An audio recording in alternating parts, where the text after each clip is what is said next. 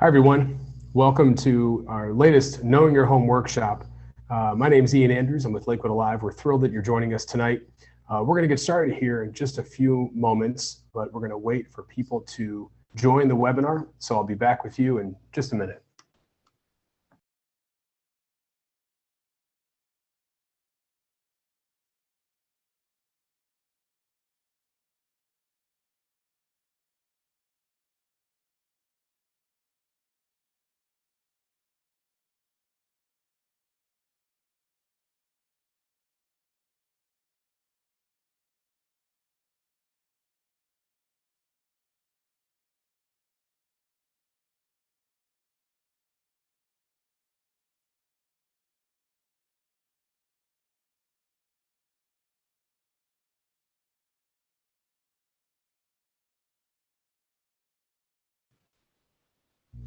Hi, friends.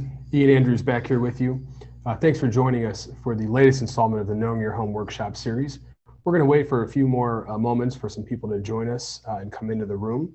We've got a really great presentation for you. So just hold tight. Be back with you in a moment.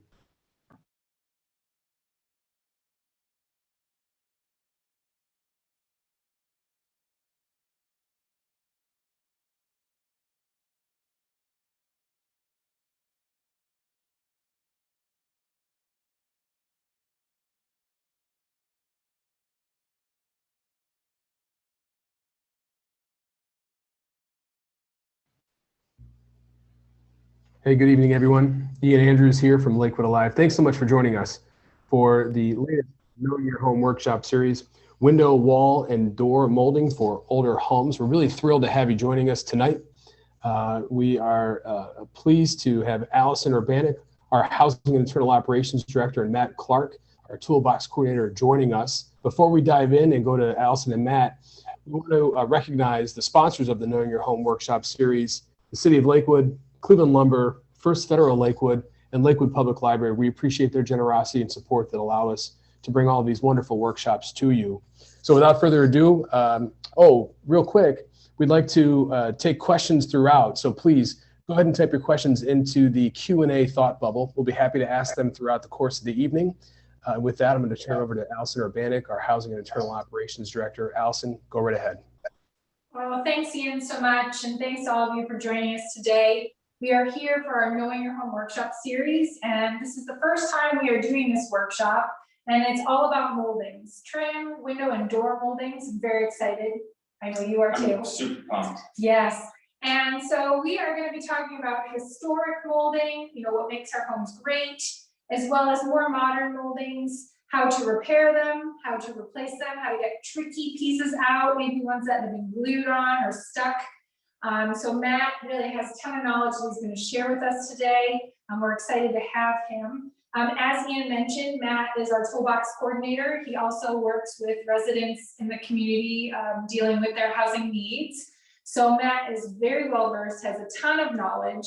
So make sure you ask your questions in the Q&A box. And we will be asking those questions throughout the presentation. So tonight we're going to be talking about, as I mentioned, trim molding.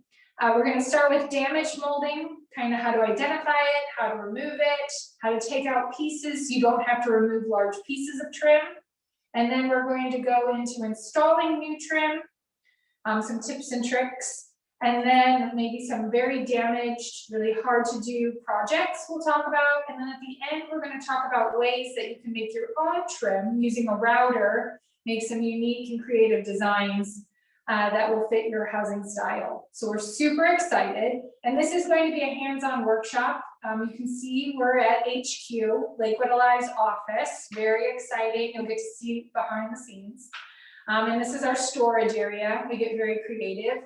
And Matt has created a demonstration wall for us tonight to demonstrate all of the great things that we're talking about. So pay attention, but the good thing is this is being recorded and you can watch it as many times as you need to really take in all that's being shared with you tonight.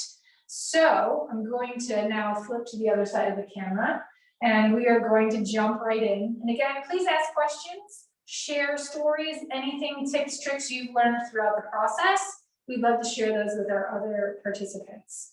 Okay, so bear with me here. Sorry for the hand. Okay. So here we are. Here we are. All right. So first thing we're gonna do, we're gonna talk about, and I have my notes on the wall, so give me a break there. The description of the workshop that Allison sort of went through. We're gonna start with damaged molding. You know, do an assessment. How damaged is it? We have some examples here on the lovely molding display wall. Like minor damages, you know, scratches, some nails that need to be pushed in, or major damage, you know, or even a seam that, you know, was partially cut through.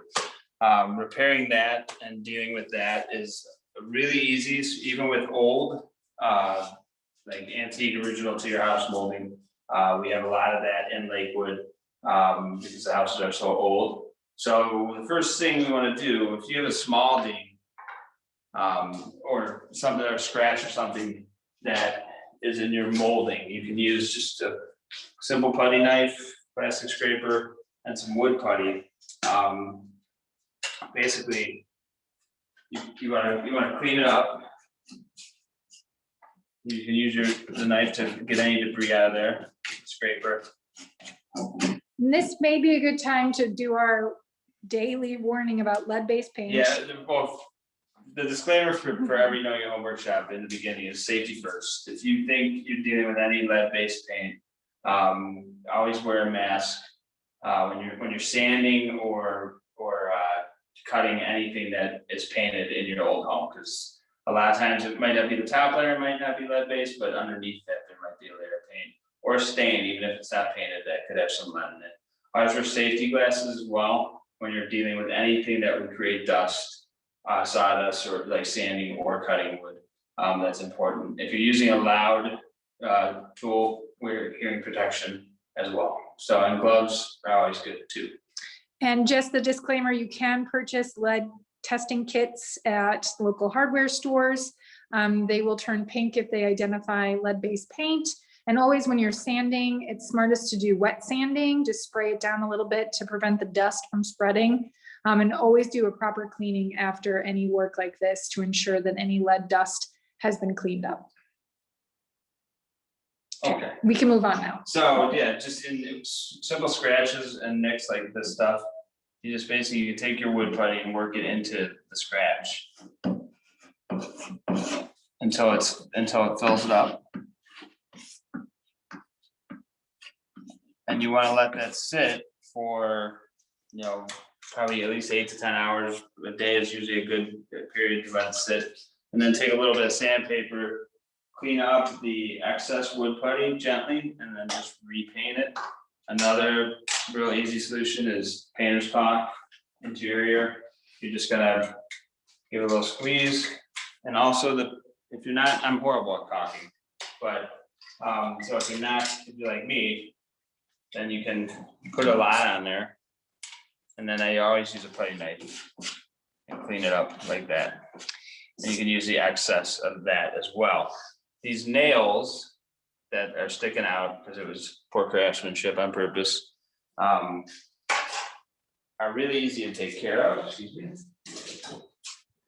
Now we'll see how this wall doesn't fall over when I hit it.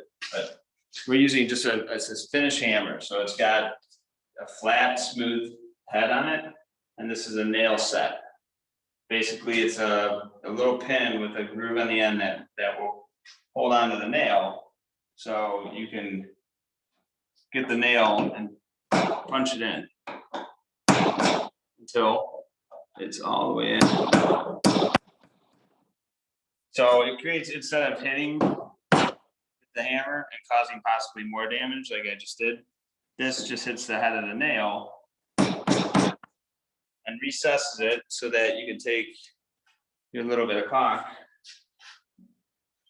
and cover it up and make it look nice. So the nice thing about caulk is it's going to be flexible. It'll be dry and hard, but still flexible. What will the wood putty be like when it's dry? When it's dry, it'll look almost like a really fine sticky sand. But after you sand down the excess, it'll look just like the wood and it's stainable. If you're going to stain if you have natural wood molding and you're gonna restain it and not paint it, then use a wood putty. If you're painting it, use a painter's caulk. Another thing with the painter's caulk that's great. You put that on, you wait like a minute, and then you take a damp cloth, not too wet, and you wipe down all the excess caulk. So you can scrape it off like I just did. And then take a damp cloth and just wipe down. And all it will just leave the caulk where the nail hole was. So when you paint it, it'll look like there's no nail and a nice smooth finish. And it's water cleanup, as is the wood putty, but it's really a nice, easy cleanup. The next, what we're gonna talk about is replacing a piece that's too damaged to actually fix. And you're gonna use the same tools pretty much, with the addition of one. We're gonna use our little reciprocating multi-tool. It's an awesome little tool. The blade moves back and forth at a high rate of speed, causing the teeth in the blade to cut a piece of molding. So say you have a piece of baseboard on your floor, and it's got a chunk in it, missing that, something like this. I wouldn't fill. I would replace it before I would fill it, because you'll still see it even if you paint it or fill it with wood putty and stain it. So first thing you want to do is put your tools you're not using down.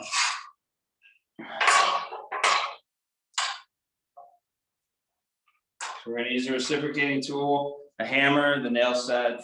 You'll need a pencil, a pry bar, and a speed square, or a regular square, framing square, anything that will give you a straight edge 90 degree off the floor. So this is our floor line right here.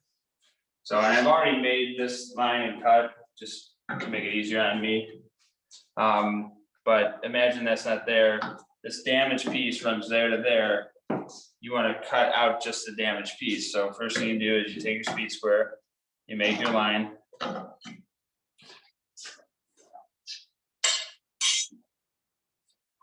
Then you're going to take your nail set, and this is sort of important because it helps you not damage the wall as much when you're pulling it out. So if you can see your nails where there's one there, I'm just gonna push those in a little bit. Well, before I make my cut there, obviously. Push those in too. Then when I pull them out, when I pull the board off, the nails won't pull out of the wall with the board, and then we can just remove them from there. The next thing, after I've made my line and I've punched in my nails, I'm going to use this and follow this line. And this is a really simple tool to use to cut a straight line. So don't be nervous. Basically, starting at the bottom, I'm just going to cut along my pencil line. Watch your fingers, wear your safety glasses.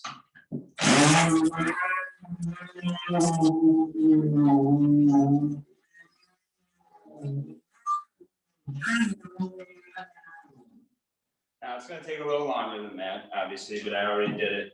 But you want to just go slow, let the tool do the work. Don't force it in there, because if you do that, the blade will heat up and basically it'll stop cutting the wood and start just burning it. Not that it's going to catch on fire, but the blade gets dull when it gets hot. So just go real slow and work your way in, and you'll feel the tool give and actually go through the back end of the molding into this little tiny space that's between the wall and the molding.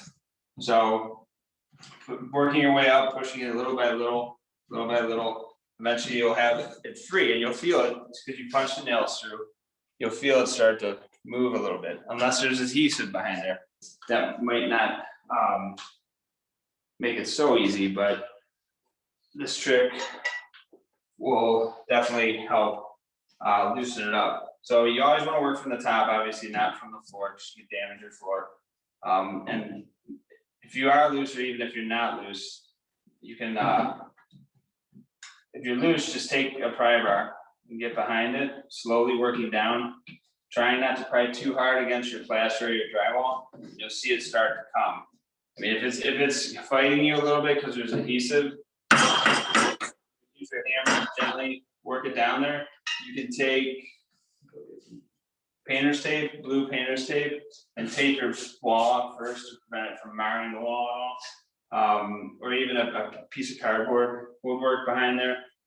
Just slip it behind this, behind your pry bar, so that when you're working down, you shift the cardboard piece down, so that you're staying on top of it. But you just slowly work it down. And if you notice that you might not cut through, that's why we go real slow. If you didn't cut through like all the way at the bottom, then you just take your multi-tool again, and you go along the same cut line, and you just work your tool in there until you're cut through. Because if you try to pry it off, and there's still a piece attached, you could damage your good piece of molding as well. So yeah, you just stick it back in there, and just give it a little zap. So it cuts all the way through. You would also want to put a piece of cardboard or something on your floor to protect that as well, just in case you slip down with the multi-tool. You don't want to cut the floor up, but so yeah, just you're gonna pull this out, and my nails actually came out with, because there's nothing behind this display wall. But if they were stuck in there, then you can use the same tool and gently just turn them and bend those nails out.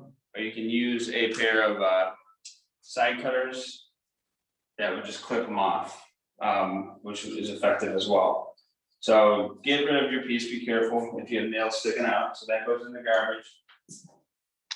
Now, Matt, is the reciprocating tool something that you can rent at the toolbox? Yeah, we have the reciprocating tool at the toolbox. We have a lot of, what people don't realize too, is we have a lot of hand tools like the pry bars, hammers and stuff like that, we will lend out as well. So we're not just about like the bigger tools and stuff, we have a lot of smaller tools, and even drills. We have a ton of caulk guns, but we're also gonna have in the next month, hopefully or two, we'll have a tool sale, because we got so many awesome donated tools too, so that we can get at an affordable price to homeowners or anybody who wants them. I mean, stuff like this, couple bucks, it's a good deal. But the next step would be to install the new trim, and which is pretty easy as well. What we're going to use for this will be, we have obviously a new piece of trim that, we got lucky and we found a piece that matches exactly what we had in our house. It's amazing. But if you don't have a piece. Can you show the end of that piece? And we're gonna maybe talk about the jig. Yeah, that's what I was Great. segueing into that. Great mind. So this trim matches, obviously. This is all pretty new stuff that we got from the store or was donated. But if you have an older house that has something unique, like this baseboard on the bottom, or a lot of Lakewood homes have like 6-inch high baseboard with a custom profile, then you would want to And have so, a shaping tool. hey, actually. Ian, while he's getting that shaping tool, can you bring up a PowerPoint and bring up slide number 5, please?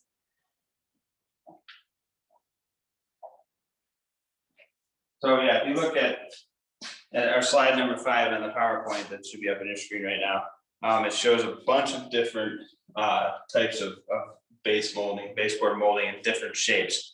Yours might not be on there because, Craftsman back in the day when they did a lot of our houses, just, that was their art. That's what they did. So we can show you how to make some specific stuff near the end of the program.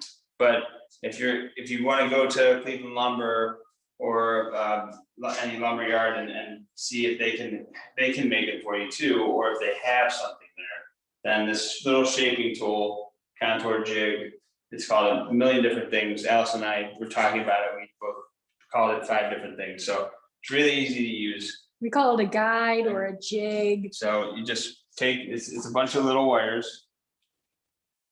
So make sure they're all straight. You just push it up against, so you'll be on your floor. You just gently push it up against, so it bottoms out on it. And it gives you, that's the shape of your molding right there. That's so cool. So you can borrow this from the toolbox. You can shape your molding, go to the lumber yard and say, this is what I want, you know, or draw it on a piece of paper, trace this on a piece of paper. You know, just pretty simple. Something like this. I'm not that good at tracing, I guess, but you get the idea. So it'll show you, or be able to help you explain to a lumberyard or anywhere what shape molding you need. And this reference too, you take that too, you have every type of modern to mid-century modern or molding that was manufactured. And if you go to Cleveland Lumber, or if you go to other places, they do have these styles, like a guide, whether it's pieces of trim glued to the wall or an actual piece of paper with different designs on it. You can either help you pick out a new molding style or help you describe which one you need. So super handy. Cleveland Lumber does have it on the back of their customer service wall. Very handy to use. So the next thing we're gonna do, and this is probably the easiest part of everything, is we're gonna replace the molding that the damaged part with new that we pulled out. So you can see here, right here, where I set one of those nails and it's still stuck in the wall. So that's one thing you wanna do, is make sure you have all your nails out of the way before you try to put them in. So I'm just using a pair of needle nose pliers. Like I said, you can use side cutters. It's right up against the old piece, so I want to be gentle. And I'm just twisting, gently twisting until it comes out. Okay, and if you break it off, let's say we don't do it as nicely as you did. Then you can use the nail set and the hammer, and you can pound the stub all the way in. But you want to make sure the wall is clean and clear. It helps sometimes to even hit it with a little sandpaper. Because it probably has a finish on it. If it's had adhesive on there too, you'll want to use like a palm sander like this and sand the adhesive off as best as you can. We don't recommend using adhesive necessarily to put the wood molding on, but if you aren't hitting any studs or anything in the wall, or your bottom plate of your wall structure, then you're gonna want to put something behind it, like an adhesive, to make that work, make that stick. So first thing I'm gonna do is measure.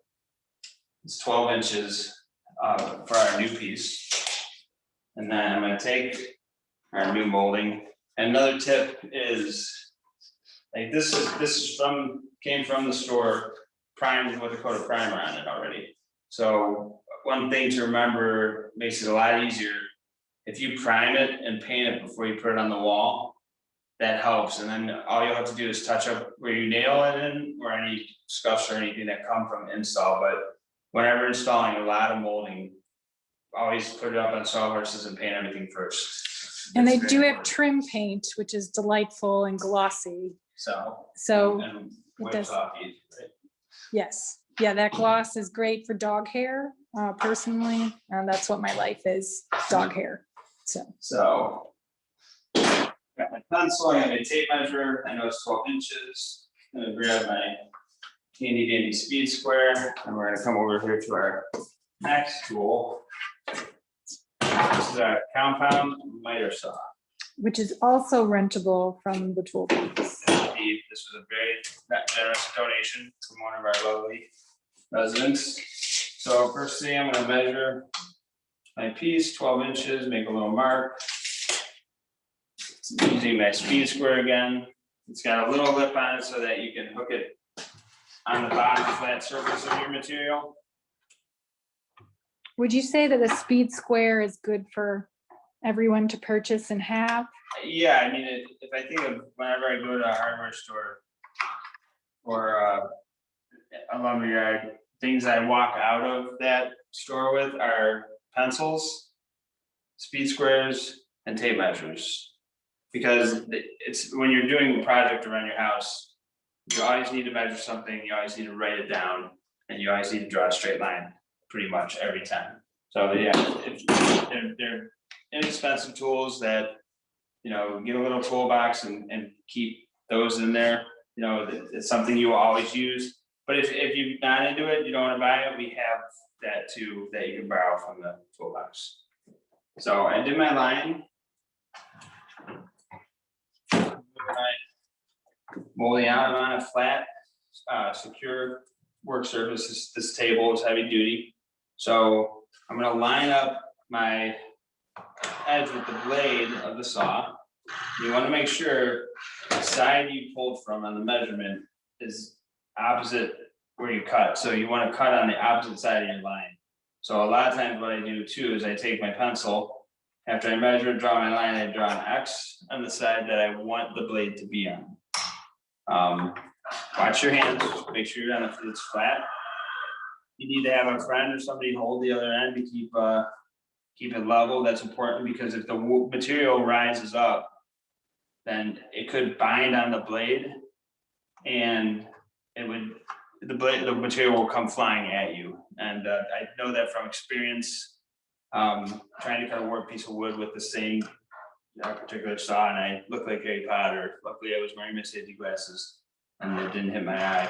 But so we're on the other side of the line, all lined up, and you just give it a squeeze. Start the blade before you touch the material, and then cut right through there. It helps if you plug it in. Safety first, but you want to unplug when you're not using, right? So give me 1 second.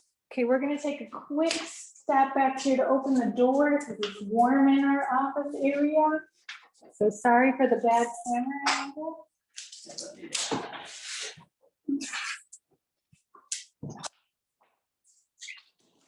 How's it going over there, Ian? Are you learning a lot? Absolutely. I'm looking forward to renting some of those tools from the toolbox because I do not own them. All right, so here's the business. So let's double check with power. You say you want to start the blade before you line the blade up. And since I measured from the right, I'm on the left side of my pencil line. If you cut on the line or to the right, you're taking away the blade width of material. Like it's usually about 1/8 of an inch. So you, especially when you do a trim, you'll be short. If I was running brand new trim and I had to add it to a existing, all my joints would be 22.5 degrees. Because when you finish that with caulk or something, it makes it more seamless. But when you're repairing, unless you're pulling out a whole piece, you're gonna have to do with a butt end cut right there. So that's what we're doing right now. That's why it's important to not have any extra or lose any material when you're cutting.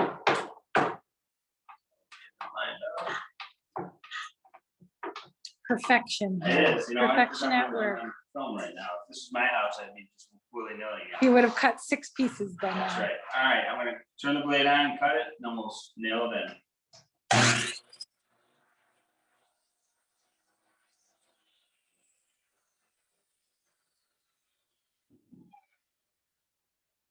The compound wire saw too, because it slides.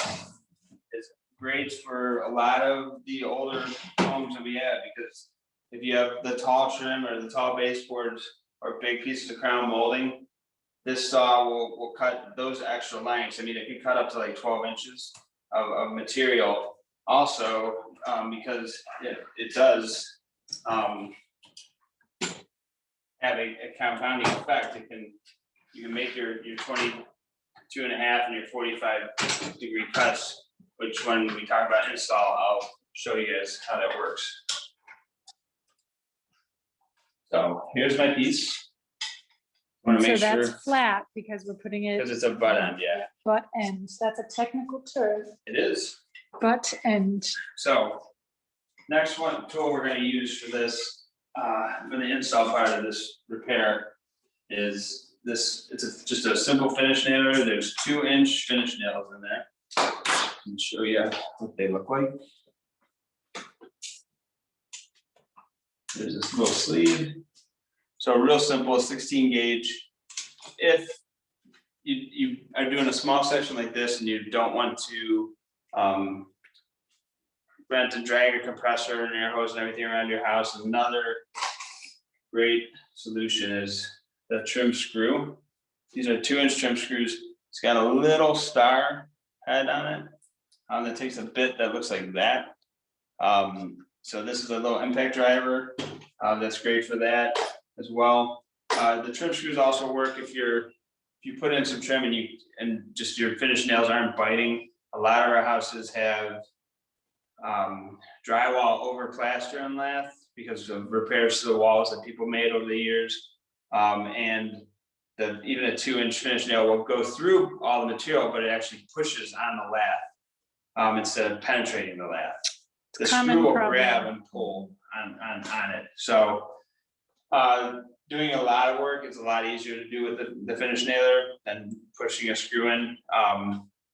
And the finish nails are easier to cover with caulk than a little screw. But the trim screws have the little tiny head, so you drive them in so they're just under the surface but not through your material.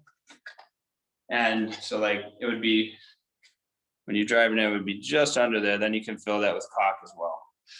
Again, so, but we're gonna finish this little repair with the nail gun and some caulk. So yeah, you're gonna be as close to the floor as possible. You know, if you have an uneven floor or you're worried that it's not gonna look right, you can always check it with a level. It's just 2-foot level right here. So just line that up as best you can. Put the level on there, bubbles in the middle, looking good. So we're going to nail it. Now make sure your seam is as tight as it can be. And the nail gun just does a great job. I like to do one on each end first so I know I'm level. If you have to work if you need to work it to follow a floor line, then you start at one end, you work your way down, you actually move the material up and down to follow the floor line. But I would recommend the line of sight that people are gonna see or you're gonna see is gonna be the top. So make sure that's level and then we can show you how to fill in on the floor line. But yeah, do one there,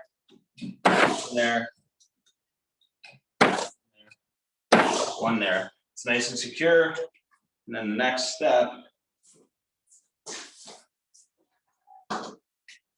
is grab your trusty painter's caulk.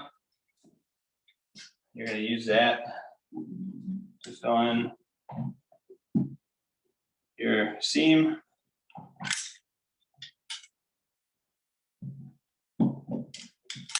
And do the top as well.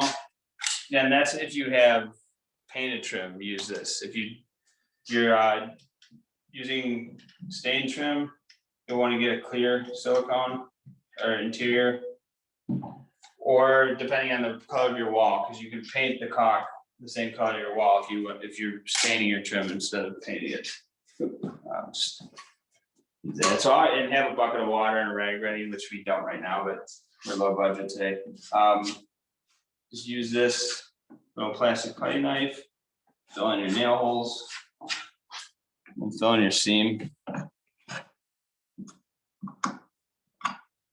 I said I'm not the best caulker in the world.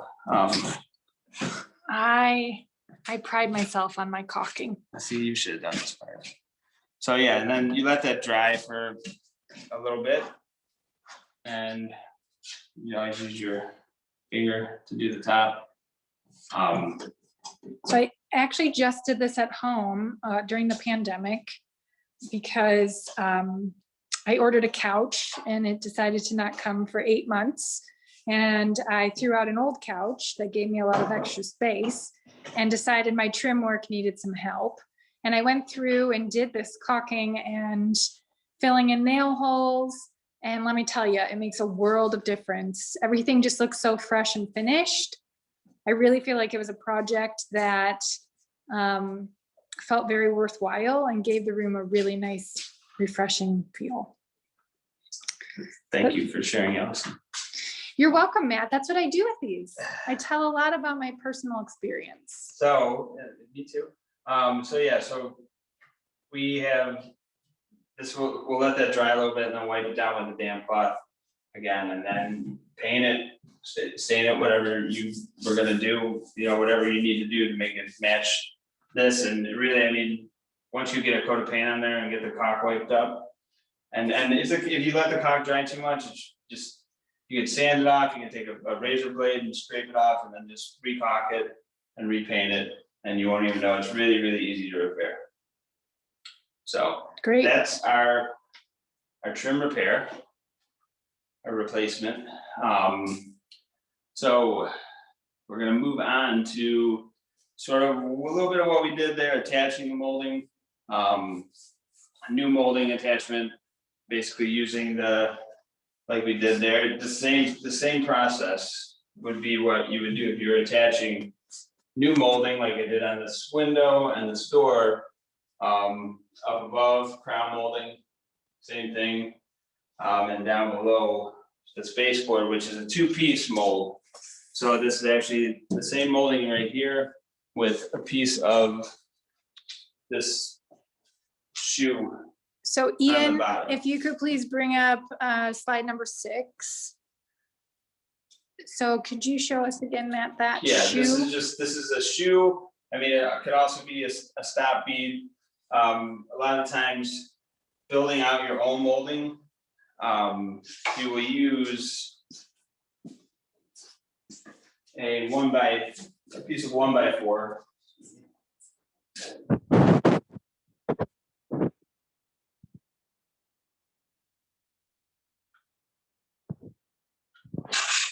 So if you're building out a piece of molding, look at slide 6, which hopefully is up on your screen, then you have your 1x2, as you can see in the picture. Those are your backing pieces right there. Those go with finish nails or screws, trim screws into the wall. And then you put in your 1x6, which this is a 1x4, but that's the same thing. And it's basically creating your own little molding world. So you would have, a piece like that against the wall, and then a 1x6 in front of it, and then you could build out your molding with like a piece of this on top or on the bottom, depending on how it looked or what look you were going for. One thing to remember is that you don't want to make anything that will leave a gap underneath the floor or between the bottom shoe mold and the floor, because that's just a place to collect dust and dog hair or cat hair or whatever, and food particles, inviting pests and stuff like that. So on this slide, Matt, we see the cove molding, the stop bead, the bead molding, the 1x6, and the shoe molding, and then behind it you see 1x2s. Right. Is that so that you can attach the additional flare pieces of molding? The 1x2s bring out the main part, the 1x6 of the base. So it away boosts from it the wall, out. so that it moves it out, so it looks thicker. Instead of using a 2x6 and having that material all on against the wall, they use a 1x6, and the 1x2s act as like a backing, creating a lip for the cove molding and the stop bead to attach through the top. It also gives something for the coat to nail into down if it can't nail into, if you're not hitting anything in the drywall. So you toenail it at an angle down into the 1x2. Okay, and so when you're toenailing, you would use a finish nailer to do that? You use a finish nailer to do that, yes. Okay, and then, so when we're attaching all these additional pieces of molding, we're toenailing, but I would also glue, use wood glue, okay. glue everything together, or apply wood glue before you nail it down and nail it to the wall, and dry fit everything as well. Make sure that your cuts are straight before you, when working with adhesives of any kind, glues or like a construction adhesive or even a caulk. Make sure your molding fits without applying any fasteners or adhesive to it first, so that you don't have to try to pull it off the wall.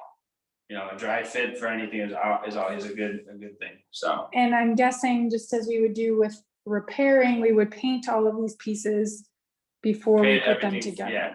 It's just easier than being on your hands and knees, especially when you're doing something on the floor like this. I mean, rather than going down and having to cut in or tape everything, you're just gonna go back through and touch up where your nail holes are if you caulk them, or you're going to touch up any marring or anything like that happened when you're installing it, but it should be minimal. It will cut your work down in half, and you'd rather be standing, you know, like this at a sawhorse, you know, painting a bunch of this little shoe molding and stuff than trying to do that on the ground. And then, I mean, even if you're doing, you know, if you're redoing if you're putting in a new wood floor, a laminate wood floor, or tile or anything, and you run the shoe molding around the edge, which is recommended to do even if you have molding there, because it'll help the floor float with little gaps, tiny little gaps that you won't be able to see that are underneath the shoe molding. Paint all the shoe molding first, whatever color you want it to be. It usually comes with a coat of primer already on it, so just put your finish coat on it, and then you can touch that up with the caulk and your touch-up paint.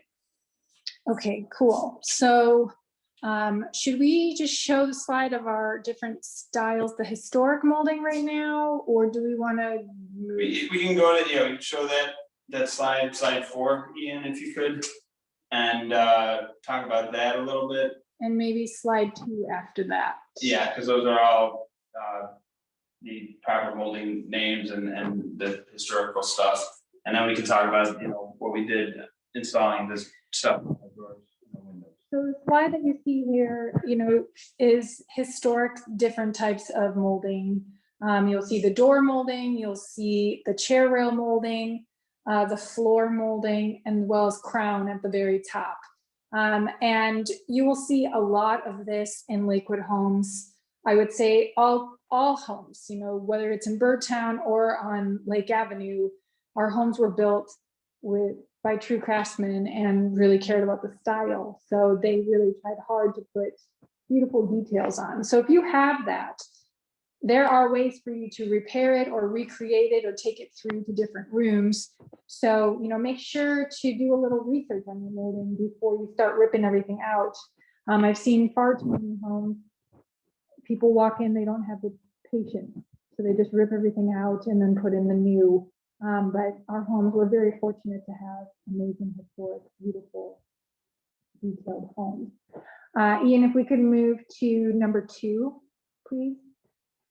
So this slide will be helpful for you to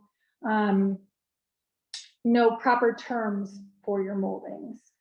And I learned, I don't know if you knew this, Matt, the picture rail is how people would hang their pictures. That's why it was called the picture rail. Really? I didn't know that either. And instead of putting holes in their plaster, they would hang clips with thin wire to hang down the picture and actually attach the picture that way. So they didn't put holes in their plaster.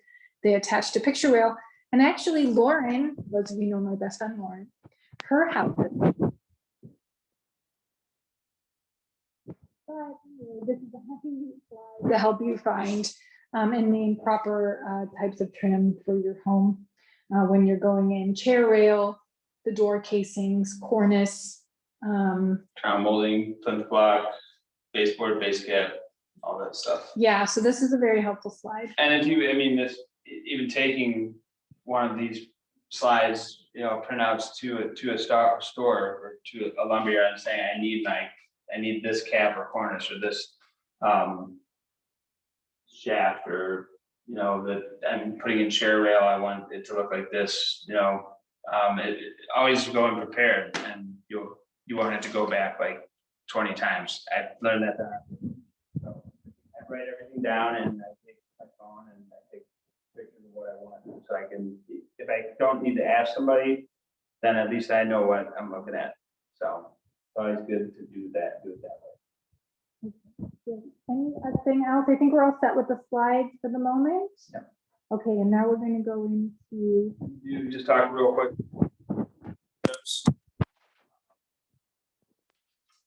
And a lot of times, you know, when you are cleaning your windows and stuff, as we showed on one of the toolbox videos, you know, there's the interior casing on the window and the little stops that go around. Those are usually screwed in or with finish nails and can be pried off when you're cleaning your windows. So a lot of times too, for insulating around your windows, if you have drafty windows, you can pull the trim off gently. If it's not glued on there, which it shouldn't be, if it's original. And you can shove in, either you can spray in non-expanding foam, which is made specifically for windows and doors, so it doesn't expand, so it doesn't put pressure on your windows, so you can still open them. Or you can strip off little pieces of fiberglass insulation, and using a screwdriver or a pry bar, you can shove them in, stick them in there and shove them in there, so you can eliminate some of the drafts that come in around the old windows that we have. And if you've had replacement windows, at least like me, sometimes they didn't fill in those cavities where the weights were. It's easy to do, and it turns out it'll save you. I mean, especially with the foam, it seals it real nice, and you'll notice the difference the first, windy winter day, when you can maybe hear your window still rattling a little bit, but around the edges it'll be nice and draft free. So what we did here is we took, this is just standard window casing trim. This is all new stuff. If you were trying to repaint or something, your old stuff, or repair anything damaged, you would do it the same way we repaired this. Make your line, cut it off, punch your nails in, that whole process.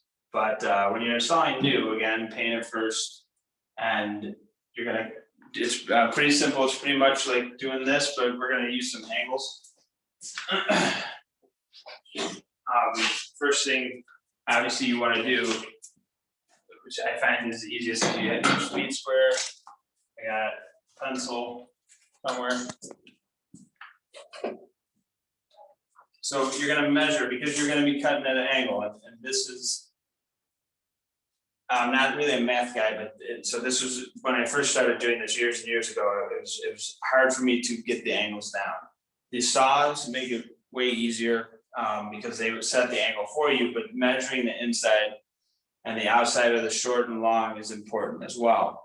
Using the speed square and the saw together really takes a lot of the guesswork out of it. So when I put this one in, we did a butt end here just because it's a sample board, but this would have a miter cut there as well.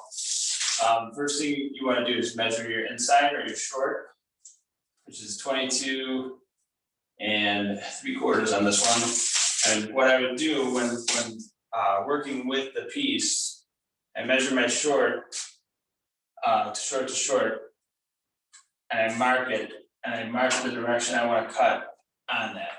And then you measure your long, which on this one would be about 28 inches. And just make sure marking it is great, because marking the actual material, even if it's just an angle, showing which direction, just one line that your 45-degree angle is going to go. It's very helpful. There's a lot of times when I cut the angle is going the same way, and if you have, say, like this piece that was, again, just a sample piece, but the angle's going that way, it's going that way. If I cut this to go across the top, one end wouldn't work. Also bear in mind, the part of the molding in the direction you're cutting as well, because if you don't pay attention to which side is the bottom and the top, they all have the bottom and the top. If you looking at our molding layers slide again, you have your shoe area and your cove area. The cove area is the top of the piece, the shoe area is the bottom. Use that as a reference, even if it's a one-piece molding and not a multiple-piece molding. So like this style of molding, the window casing, this thinner area goes in towards the window, the thicker area goes out. So again, painting it it prevents you from having to tape off this side and then cut in this little 1/2 inch, with your molding paint or your stain. So basically what I did was I marked everything, I cut my miters and lined everything up, and I just used the finish nailer again, and just held it up there.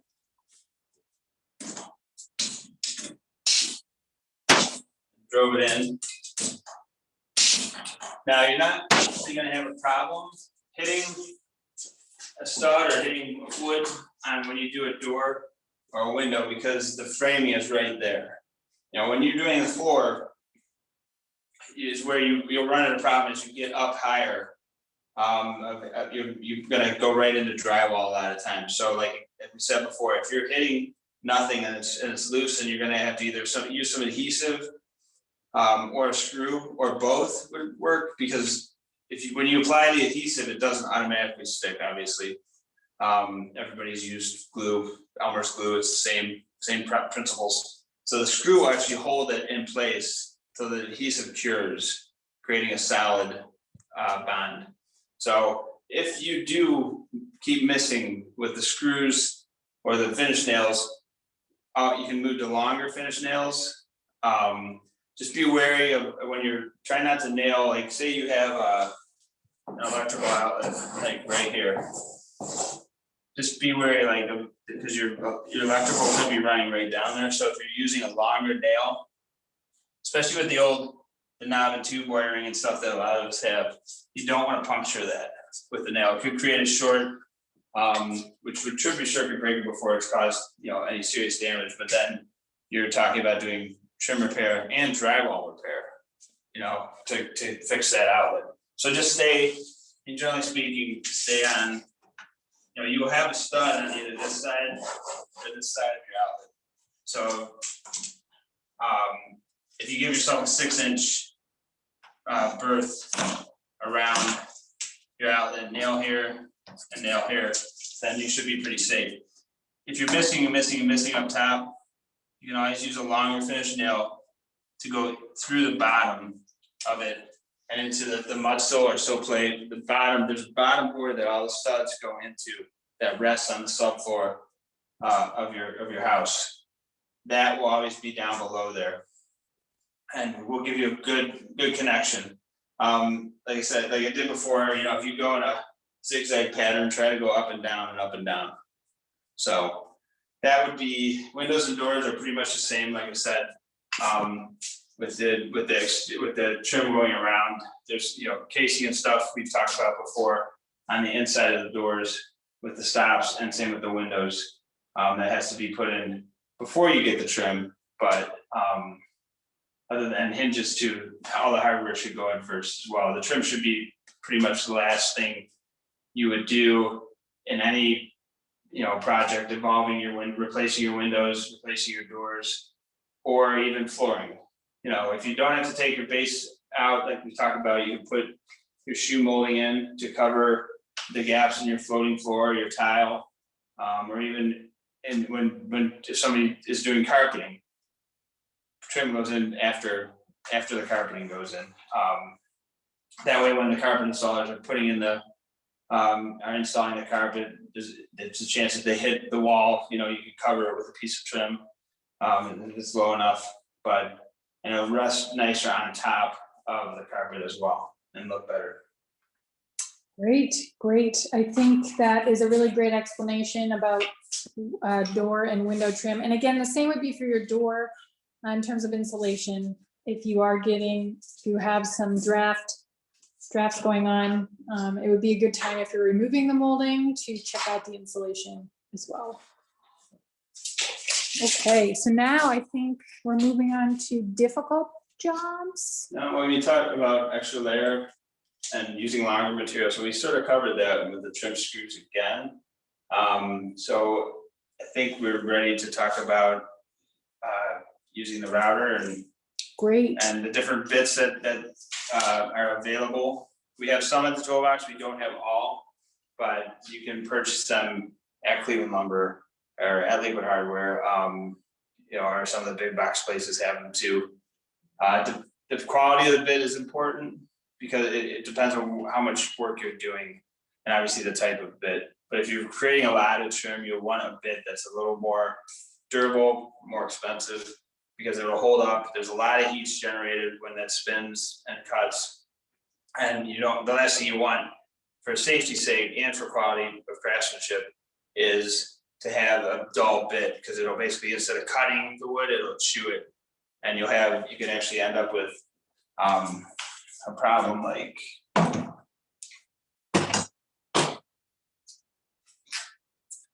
this.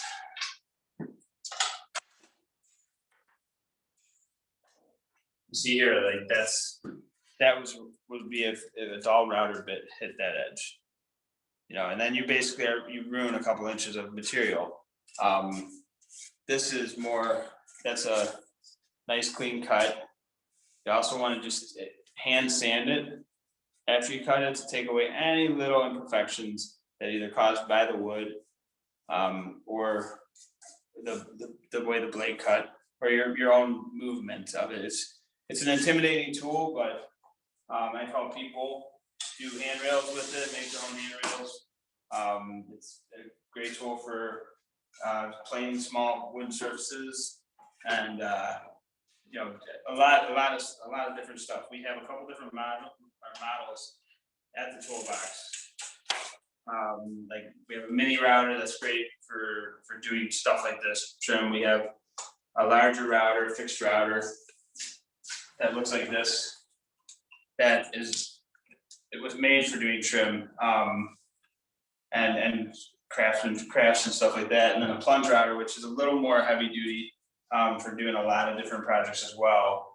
But one thing I wanted to mention before I get into this is another way that I've used trim before in projects is on like a piece like this on the lip of your cabinet to create an accent piece, especially if you have open cabinets without doors. It's really nice to have this lip on the bottom edge of your cabinet to give it a little character and stuff like that. And that's installed the same way. I painted it first, and then I used the nail gun and just went right into the thicker part of the cabinet wood.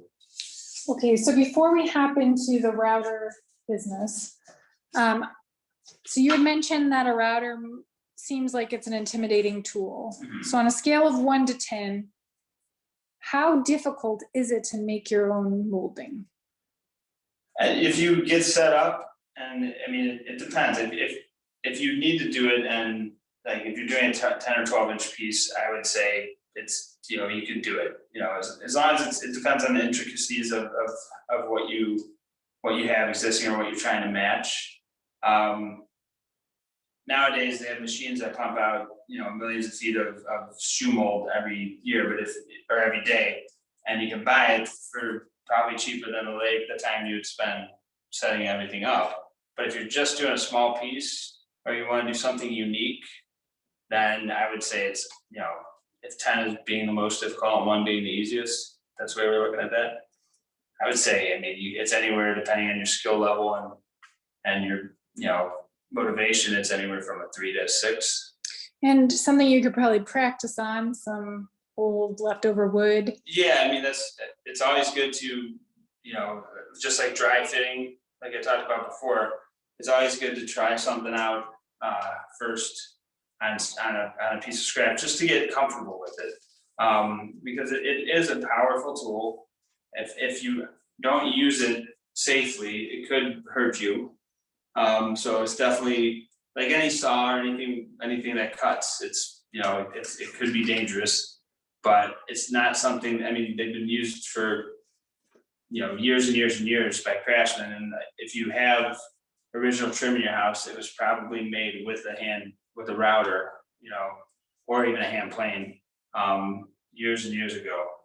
But we'll talk about, remind me to plug it in before I try to turn it on. But it's good to leave it unplugged when you're, for the next thing we're going to talk about, which is the bits. There are a gazillion different router bits. So here's just a little sample.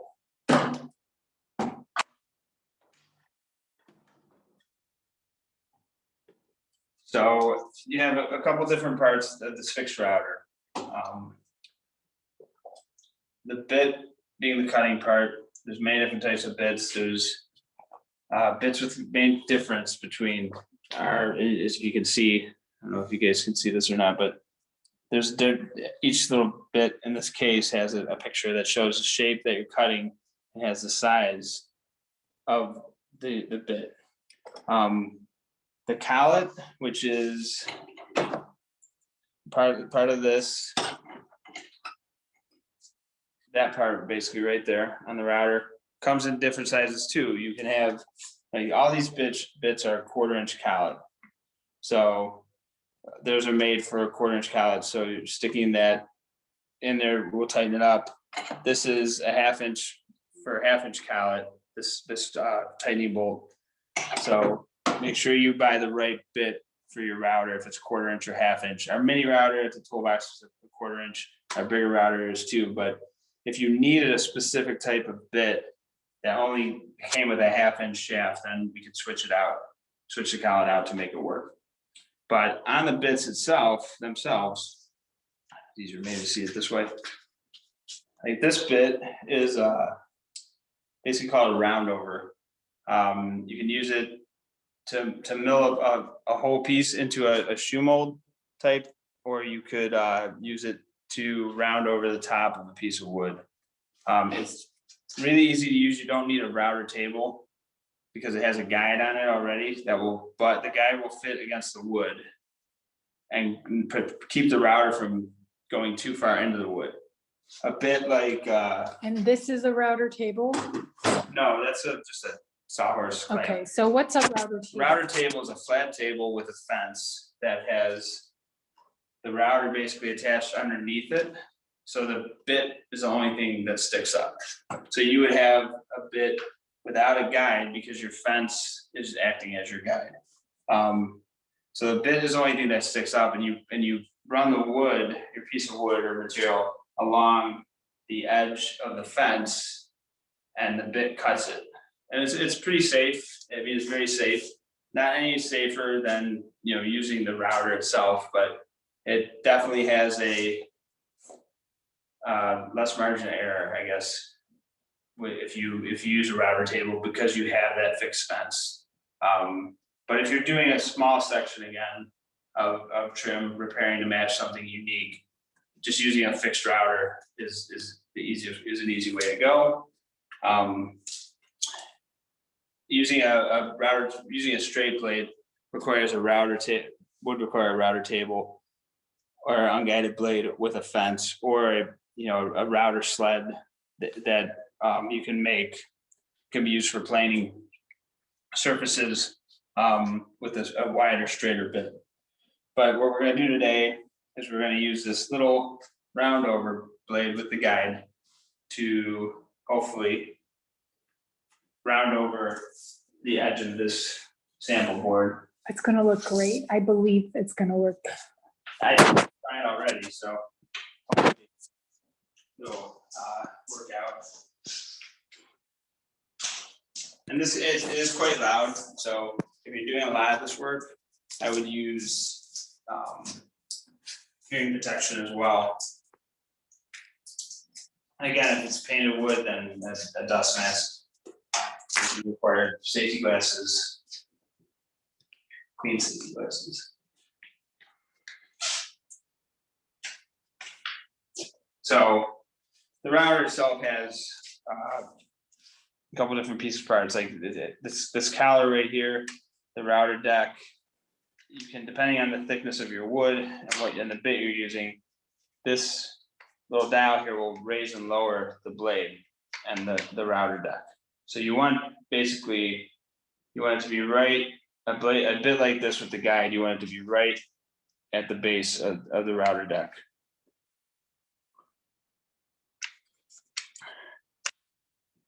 So, okay, I plugged it in, power.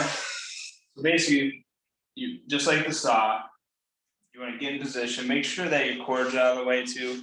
A lot of times you'll go to start doing it and you'll cut right through your cord, which is definitely hazardous. But I would keep those out of the way. Make sure also that especially after a lot of use, you want to make sure your bit is tight. Now, would you do that when it's plugged in or when it's not plugged in? when it's not plugged in. But like, if you test, when you first put it in, I just put this bit in today, so I'm not gonna tighten it anymore. But if you're using, even the compound saw, miter saw, or a circular saw to cut any type of wood, and you're cutting a lot of wood, stop after a little while, unplug, or if you notice that it's not cutting as well, then check to make sure the blades it's tight. You got 2 wrenches that come with every router, and you put those into the respective places, top and bottom of the collet, and you turn them both ways. That's also how you take bits out and in as well. But so then with your material, you want to make sure that it's clamped into something solid on a sturdy work surface. This is a clamp sawhorse that I got from my friend Brian Stackledge. Hey Brian, if you're watching, years ago, but it works great. It's a little cumbersome to move around, so but like good set of sawhorses and bar clamps that squeeze together, just squeezing so it's not going to move at all, because that router generates so much power to cut the wood at that shape with that bit that if it's not clamped down properly, it's going to move and it's going to go flying off your table, potentially hurt somebody or hurt yourself. Distracting you with a very powerful tool in your hands is not a good idea either. So make sure that's set up on a solid work surface. This isn't going to move. And double check that everything there. Make sure your cord's out of the way as well. Always keep the business end of any tool sort of away from your body when you're about to power it up. Like I said, you want to start it first and just go slow and be confident. It's a tool, it's been used for years. Respect it and let the tool do the work as well.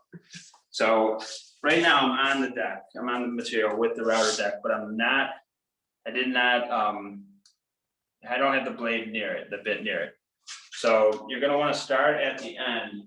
And again, remember, let the bit do the work. There's a guide wheel on it that will touch the wood. That'll rub up against this part of the wood, and that'll guide the blade to where it needs to go. So you get that lined up. You wanna make sure you keep this level and flat too. If you start to go like that, it's gonna chew up the wood. So keep it level and as flat as you can. And hopefully this works. It's like life, it's not perfect every time. So that's why we start on a test piece. Make sure your cords are out of the way. When this thing turns on, you'll feel it want to move. It's got a big motor on it. So just hold on to the handles tight, keep your fingers away from any of this blade area. And here we go.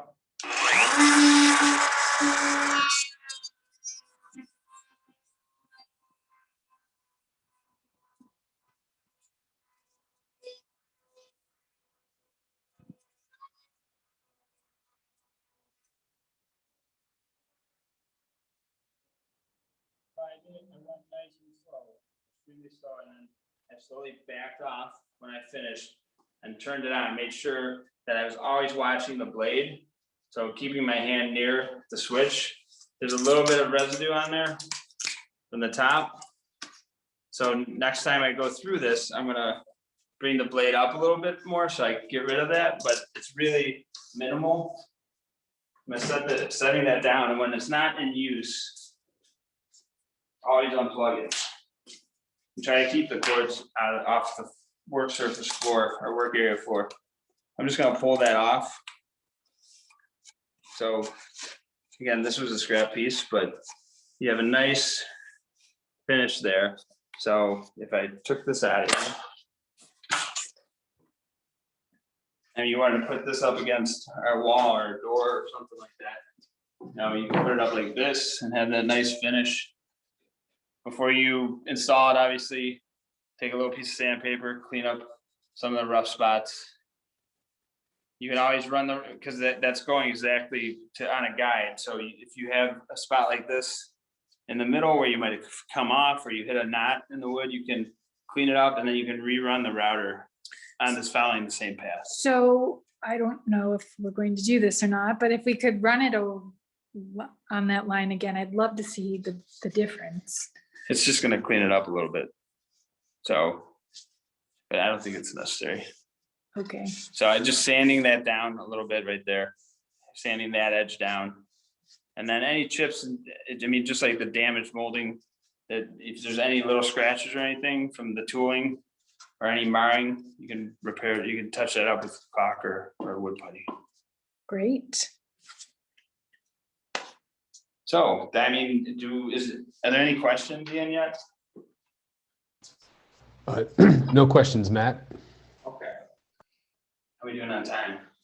We're fine. Okay. So yeah, I guess a couple things to remember when working, obviously, that will reiterate our safety first. Be wary of anything that's painted that could be lead, or anything that's stained. Always wear safety glasses, gloves. If you're using that router a lot or the miter saw a lot, get some hearing protection, earplugs, to protect your ears. Dust masks are important too, as well as if you do end up having to do a lot of nailing too, you know, an old piece of carpet or a box folded up and taped together is good for your knees. Slide along the floor and kneel on that, especially if you're working on hardwood. It helps a lot, and really it makes you more productive because after an hour your knees aren't screaming at you. Or you can buy a simple pair of construction knee pads that work great as well. Yeah, be safe and concerned about your floor that you're working in. There you're working in, make sure it's clean and free of cords. Mind your cords, mind your air hoses. When you're using the nailer, not all the nails will go in. I mean, you can see on the stuff I did here that some of those nails aren't set in all the way, so that the nail punch again will be handy. And using that instead of just hitting it will save your trim from being damaged. Also, especially when working with drywall, you can hit a screw. It's Murphy's Law. You're gonna hit one, and that'll prevent the nail from going all the way in, and you won't be able to pound it in. So using having a pair of side cutters, or trying to gently pull it out with a pair of pliers or something works as well. So if we have plaster walls and not drywall, and we are going to be doing trim like this, You're probably not gonna hit screws. You might hit lath nails, but yeah, and then I mean, if you're working with plaster, windows and doors, like I said, not so much, because there's definitely wood framing behind where you're installing your trim. It's the higher parts and the lower when you're doing your baseboard and floor molding, that are more of a concern, because when you do go in through the plaster or drywall and plaster, you might not necessarily hit in, but even the lath, you might go in between lath.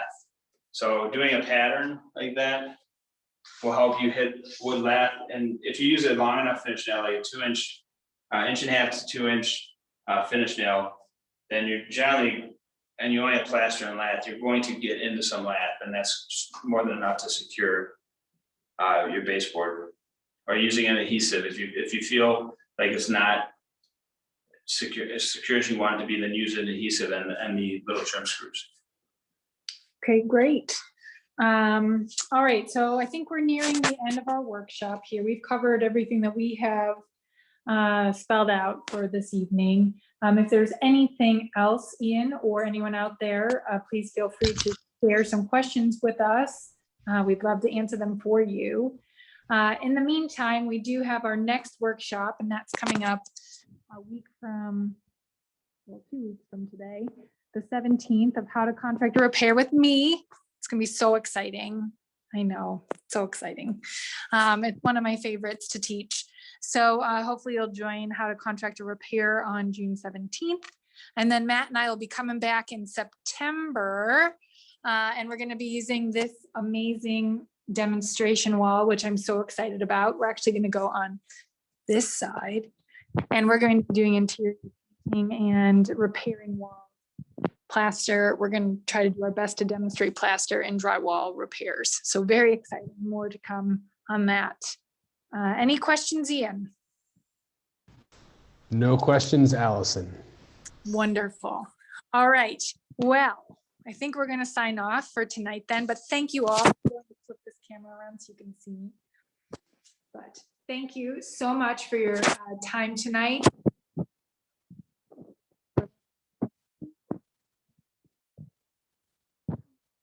If not, you can always call us or email us, and we're happy to walk you through any repairs you may be considering. And I hope to see you on the 17th with how to contract to repair. Thank you so much. Thanks to Ian for helping out, and we'll see y'all again soon. Good night.